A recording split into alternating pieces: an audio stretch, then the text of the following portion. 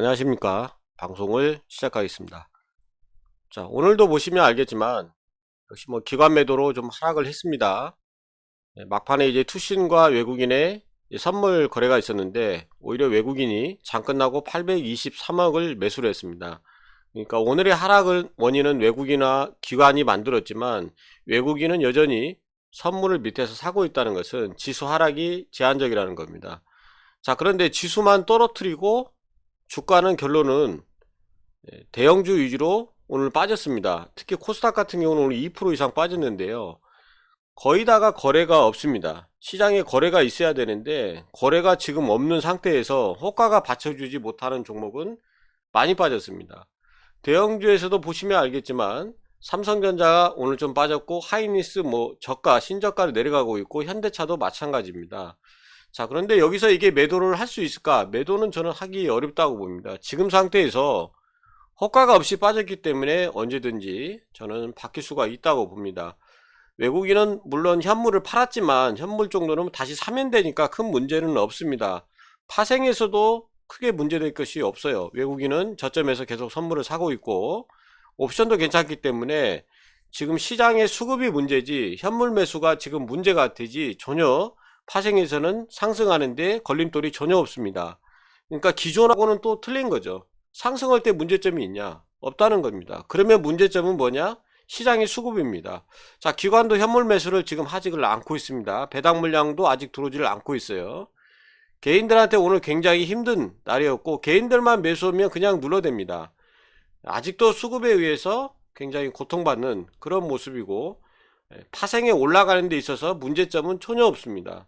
그러니까 시장에서는 오로지 수급 문제 외에는 전혀 지금 문제가 없다는 겁니다. 코스피 지수로 보면 오늘 60일선 다시 내려왔습니다. 오늘 하락의 원인은 일본이죠. 자, 일본인데 어제는 중국, 오늘은 일본입니다. 자, 웃긴 것은 뭐냐면 중국이 떨어지면 또 떨어지고 일본이 떨어져서 오늘 떨어지고 참 별납니다. 자, 일본은 엔화가 지금 상승을 했고 달러 환율은 떨어졌습니다. 근데 이게 어떻게 악재가 될까요? 참 시장은 알 수 없는 수급 맘대로니까 얘네들 맘대로니까 지금 주가가 이렇게 됐습니다. 그렇지만 내용을 잠깐 나고 보면 역시 또 내용은 좋습니다. 빠진 이유를 찾을 수가 없어요. 그러니까 장중에는 그런 악재를 이용해서 오히려 더 주가를 누르고 잠깐 나고 보면 매도 매수가 그렇게 없고 거래량도 없습니다. 자, 이게 거래 대금입니다. 어저께 5조 원이고요. 오늘 5조 2천억입니다. 그러니까 이게 여러분도 보시다시피 거래량이 없습니다. 거래 대금 자체가 없어요. 이거를 보고 판단을 할 수가 있냐? 저는 판단할 수 없다고 봅니다. 거래 대금이 적은 상태에서는 상승과 하락이 저는 큰 의미를 둘 필요는 없다고 봅니다. 다만 하락했을 때 여러분들이 매도를 하는 것은 다시 올라올 때 사면 됩니다. 굳이 지금 여러분들이 내가 저점에 들어갔는데 빠졌다, 저는 크게 문제될 것은 없다고 봅니다. 매도 매수 반복해도 되고요, 들고 가도 되고 크게 문제될 것은 없다고 봅니다. 거래대금이 말랐다는 것은 수급이 없는 종목 같은 경우 오늘처럼 코스닥에 수급이 없다 그러면 2% 가까이 빠집니다. 오늘 코스닥은 하락 종목이 굉장히 많습니다. 이것은 뭐냐? 호가가 없기 때문에 그렇습니다. 지금 호가가 없는 종목들은 주가가 굉장히 하락이 많이 나옵니다. 그래서 지금 상태에서 호가가 없는 상태에서 또 올라오기가 그러면 어렵냐? 자, 빠졌을 때 빠졌다 치고 상승할 때 어렵냐? 저는 어렵지 않다고 봅니다. 시장은 수급의 우선주의고 조그마한 수급으로 굉장히 하락이 나왔다. 특히 코스닥 2% 하락이 나왔고 코스피도 대형주 위주의 또 하락이 나왔다. 굉장히 안타까운 시장입니다. 자, 미국 시장을 보면 오히려 큰 악재는 없었습니다. 미국도 개인이 많이 샀습니다. 기관이 오히려 눌렀습니다. 미국도 똑같습니다. 우리나라하고. 자, 그런데 미국의 악재가 있냐? 미국의 시장의 방향은, 자, 채권의 방향은 금리를 2월 달에 0.5를 올리고 3월 달에 0.5를 올리고 그러면 총 터미널 금리는 5.0입니다. 그리고 여기에서 내년 9월 이후로 4.5를 예상을 합니다. 그러면 내년에 금리를 내린다는 거죠. 9월달 이후로. 그런데 파월의 이번에 발언은 내년에는 금리 인하가 없다는 얘기를 했습니다. 자, 그런데 여러분도 알다시피 이 전망이 맞을까요? 저는 맞지 않다고 봅니다. 1년치 전망을 한다는 것은 그냥 말 그대로 점쟁이가 그냥 점치는 거랑 똑같다고 생각합니다. 올해 보시면 알겠지만 금리가 1%일 때가 지금 금리가 5%까지 올랐습니다. 그런데 이게 맞겠습니까? 이렇게 역대급으로 안 맞았는데 내년 금리를 또 다시 안 내린다고 합니다. 이것도 시장에서는 믿지 않습니다. 자, 미국에서 국채 2년물은 시장을 가장 잘 대변을 합니다. 그러면 얘가 5.0을 넘어가면 당연히 2년물도 금리가 올라가야 되겠죠. 국채도 10년물도 전혀 지금 문제 없습니다. 3.5에서 왔다 갔다 하고 있습니다. 그러면 이게 뭔가가 지금 잘못됐다는 거죠. 자, 파월의 발언에 따르면 시장이 반대로 가고 있다는 얘기입니다. 파월의 발언을 믿지 않는다는 얘기입니다. 이미 가장 큰 돈의 흐름은 채권의 가장 큰 돈의 흐름은 5.0에서 터미널 금리가 되고 4.5로 내려온다는 겁니다. 그런데 시장은 지속적으로 개인이 매수를 하면 내리고 있습니다. 미국 시장도 똑같습니다. 개인들이 사고 있고 기관애인이 누르고 있다고 생각하시면 됩니다. 수급이 여전히 안 좋다는 얘기입니다. 악재는 없습니다. 여러분들이 생각하는 것처럼 금리가 높아서 떨어지냐? 금리도 높은다고 주가가 떨어질까요? 저는 아니다고 봅니다. 주식도 실물자산입니다. 금리가 올라가면 당연히 주식도 올라갑니다. 그리고 파월의 이런 연준에 지금 발언이 어제도 마찬가지로 금리가 너무 낮다고 합니다. 경기가 침체가 온다고 합니다. 고용시장이 안정이 돼서 침체가 올까요? 여러분, 저는 침체가 없다고 봅니다. 고용시장이 안정이 되면 경기 침체는 있을 수 없다고 봅니다. 그러면 지금까지 금리로 하락을 했고 물가로 하락을 했습니다. 그런데 또 갑자기 이제 경기 침체 얘기 나옵니다. 여러분, 실업률이라든가 고용지표를 보고 임금 상승률을 보면 침체는 미국 시장은 없습니다. 누차 말씀드렸지만 우리나라나 침체를 하고 유럽이나 침체를 하지 미국 시장의 침체는 겨우 이제 소비가 줄고 있는 거 말고는 없습니다. 그런데 시장은 떨어지고 있다는 거죠. 저는 어제 지표를 보고 미국 시장을 보면 전혀 이해할 수 없는, 그냥 말 그대로 미국 시장도 수급에 의해서 하락하는 정도만 나오는 거지 이게 악재가 있냐? 저는 미국 시장도 이제 악재는 없다고 봅니다. 금리는 이제 끝났다. 이미 돈의 방향은 이미 5.0 한계가 있고 내년에 이미 9월달 이후로 금리가 내린다는 쪽으로 이미 다 돈이 움직이고 있다는 겁니다. 연준의 말을 믿지 않는다는 겁니다.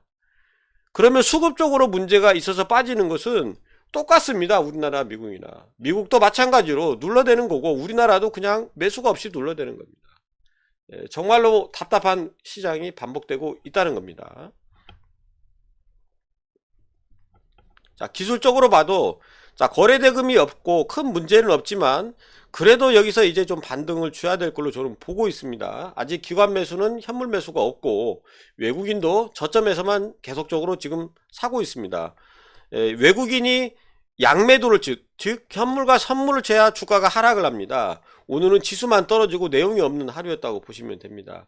개인들의 희망을 계속적으로 지금 꺾고 있다. 수급적으로 봤을 때 전혀 문제될 것은 없습니다. 수급은 영선 위에 있고 강한 매수세가 없을 뿐이지 지속적으로 주가는 하락하지만 주가는 떨어지고 있지만 수급은 계속적으로 매수를 들어오고 있다는 겁니다. 그러니까 지수는 떨어지는데 계속적으로 밑에서 사고 있다. 이게 어떻게 주가가 하락 원인이 되겠습니까? 떨어지면 사고 있고 개인들만 사면 누르고 있기 때문에 저는 전혀 문제될 것이 없다고 보고 있습니다. 자, 셀트리온을 보겠습니다. 셀트리온을 보면 오늘 또 개인이 29,000주 정도 샀습니다. 거래량은 33만 주로 큰 내용은 없습니다. 자, 기관 매도가 나왔죠. 뭐 투신, 연기금, 사모펀드. 다시 한번 말씀드리지만 기관이 매수를 해야 됩니다. 셀트리온도 마찬가지로 외국인은 지금 매도가 없기 때문에 셀트리온의 하락한 것은 요 며칠 하락한 것은 역시 기관 매도입니다. 그러니까 기관 매도가 멈춰야 된다. 저는 이렇게 보시면 되고요. 자, 셀트리온 헬스케어도 보겠습니다. 헬스케어도 마찬가지입니다. 개인이 오늘 조금 샀습니다. 27만 주로 거래량은 별 내용이 없습니다. 문제는 기관 매도로 오늘 또 하락을 했습니다. 가장 많은 지분을 가지고 있는 금융투자 연기금 매도로 하락을 했습니다. 자, 기술적으로 보면 일단 배당하는 그런 물량으로 인해서 개인이 먼저 들어옵니다. 다시 한번 말씀드리지만 개인이 매수하는 이유는 배당을 받기 위해서 들어오는데 주식 배당은 결국은 뭡니까? 여러분, 평균 단가를 떨어뜨리는 역할을 합니다. 평단만 떨어뜨려요. 그러니까 주식 배당은 그렇게 좋은 게 아니에요. 그래서 여러분들이 주식 배당을 받으려고 산다고는 얘기를 하지만 다시 한번 말씀드리지만 셀트리온은 19만원을 이번에 넘어가야 됩니다. 여기를 넘지 못하면 다시 한번 배당으로 인해서 저항이 생깁니다. 그래서 반드시 19만원을 향해 넘어가야 된다. 저는 이렇게 보고 있습니다. 그래서 굉장히 지금 답답한 그런 모습이 있고요. 거래량과 이런 뭐 의지나 이런 것은 거의 지금 내용이 없다. 상승의 의지가 없기 때문에. 자, 그렇지만 수급으로 봤을 때 시호 차트에서 여전히 영선 위에 있습니다. 이 얘기는 뭔 얘기냐면 지속적으로 주가는 떨어뜨리진 않는데 올릴 생각이 없다는 거죠. 거래량이 적기 때문에.